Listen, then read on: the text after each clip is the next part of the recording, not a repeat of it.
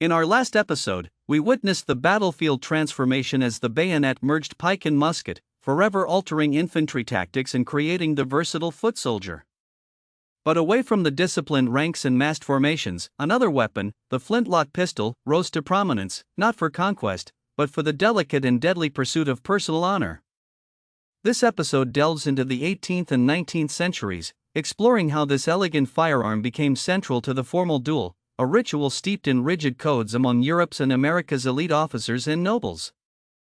The flintlock mechanism, perfected in the late 17th century, offered a more reliable and weatherproof ignition system than its predecessors, the matchlock and wheellock. By striking a piece of flint against a steel frizzen, a shower of sparks ignited priming powder, which in turn fired the main charge. This innovation made firearms more practical and portable for individual use, extending beyond the battlefield. Initially, pistols served practical roles for cavalrymen, naval officers, and as personal defense weapons for travelers, offering a compact, single-handed firearm. Early examples were often cumbersome and inaccurate, designed for close-quarters engagement rather than precision. Their primary function was as a last resort, a noisy deterrent or a short-range shock weapon, often used in pairs. However, by the 18th century, a complex social code of honor, particularly prevalent among European aristocracy and military officers, began to formalize personal disputes. Reputation, status, and perceived slights could lead to intense social pressure to seek satisfaction. This cultural emphasis on individual honor provided fertile ground for the evolution of the duel. Pistols, despite their inherent inaccuracy at range, became the weapon of choice for dueling due to several factors. They offered a semblance of fairness, as both parties faced similar risks, and allowed for rapid resolution of disputes. Swords, while traditional, required extensive training and could result in prolonged, messy encounters, whereas pistols offered a quick, dramatic, and often fatal conclusion. The concept of an affair of honor stemmed from the belief that a gentleman's reputation was his most valuable asset, and any insult, real or imagined, had to be addressed. This rigid social construct dictated that an offense could only be cleansed by facing the offending party in a duel, regardless of the potential deadly outcome. It was a matter of principle and perceived social standing. To ensure a semblance of order and fairness, elaborate codes duello emerged, such as the famous Irish Code of 1777, adopted at Clonmel. These codes meticulously outlined every step of a duel, from issuing a challenge to the precise firing commands. They were designed to prevent immediate brawls and to provide opportunities for reconciliation, acting as a structured pathway to satisfaction. Crucial to any duel were the seconds, trusted friends who negotiated terms, ensured adherence to the code, and often attempted to mediate a peaceful resolution. Surgeons were frequently present, concealed nearby, to attend to the inevitable casualties, highlighting the deadly serious nature of these encounters. Witnesses, beyond the seconds, lent legitimacy to the proceedings. Dueling grounds became notorious locations, often chosen for their seclusion and ease of access while avoiding law enforcement. In England, Hyde Park and Wimbledon Common were common sites, while in America, Weehawken, New Jersey, just across the Hudson River from New York City, gained infamy. These spots provided the necessary privacy for an illicit, yet socially sanctioned, act. As dueling became more formalized, so too did the pistols themselves. Manufacturers began producing specialized dueling pistols in matched pairs, known as braces. These were exquisitely crafted firearms, designed for maximum precision and consistency between the two weapons. The intention was to remove any perceived mechanical advantage from either participant. Renowned gunsmiths like Joseph Manton and Robert Wagden in London, and Nicolas Noël Botet or Louis-François Lepage in Paris, became synonymous with these precision instruments. Their pistols were prized possessions, often passed down through generations, representing the pinnacle of firearm craftsmanship of the late 18th and early 19th centuries. Each piece was a work of art, meticulously balanced and finished.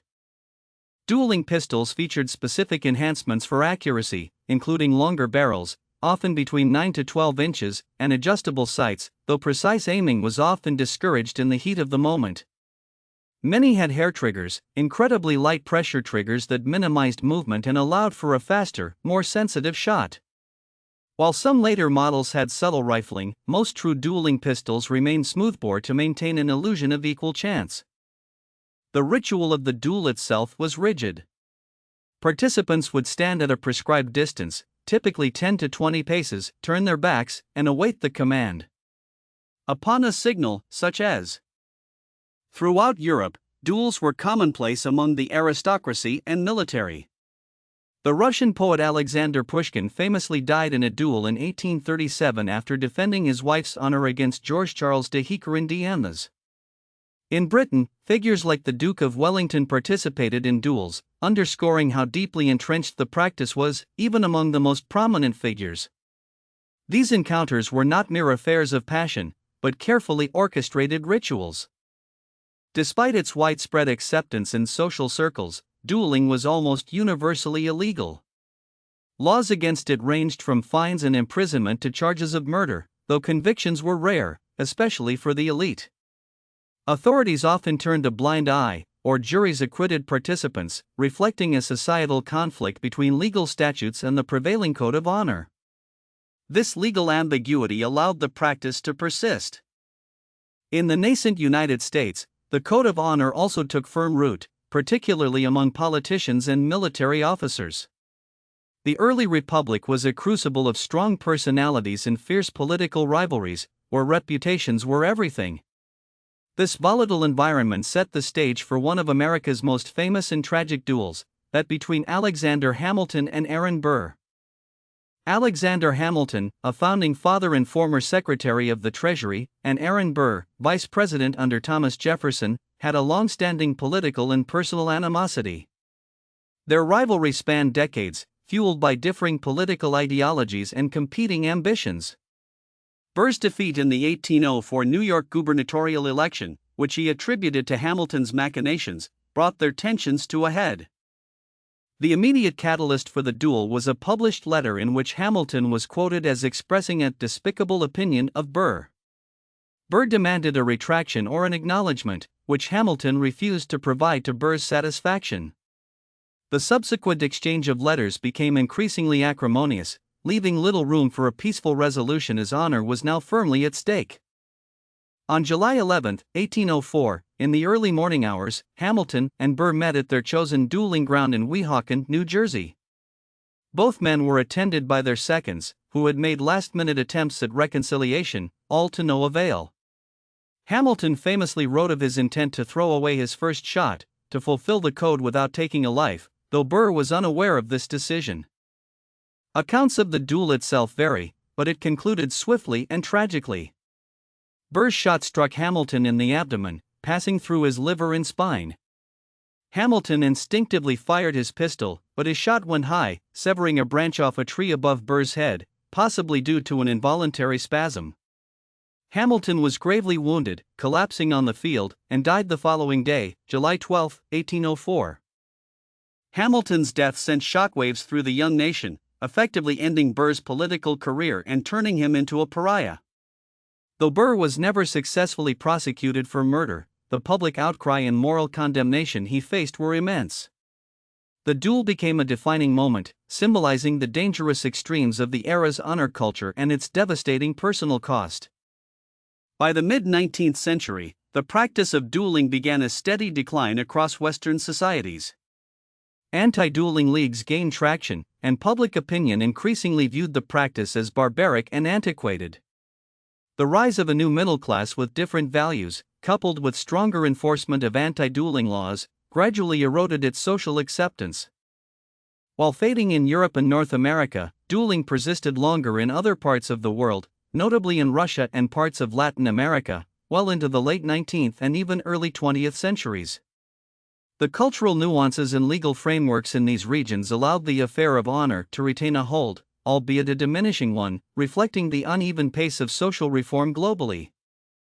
Though rare, historical records document instances of women participating in duels, often in defense of their own or a loved one's honor, challenging conventional gender roles.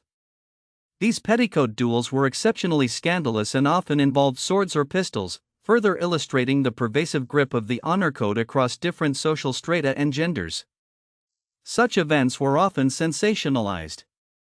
Beyond the physical act, dueling carried immense psychological weight. Participants often grappled with intense fear, moral dilemmas, and the crushing pressure of social expectations. The moment before the shots were fired was a testament to courage, or perhaps folly, under the most extreme conditions, where one's life literally hung in the balance for a point of honor. This internal struggle was as deadly as the bullet.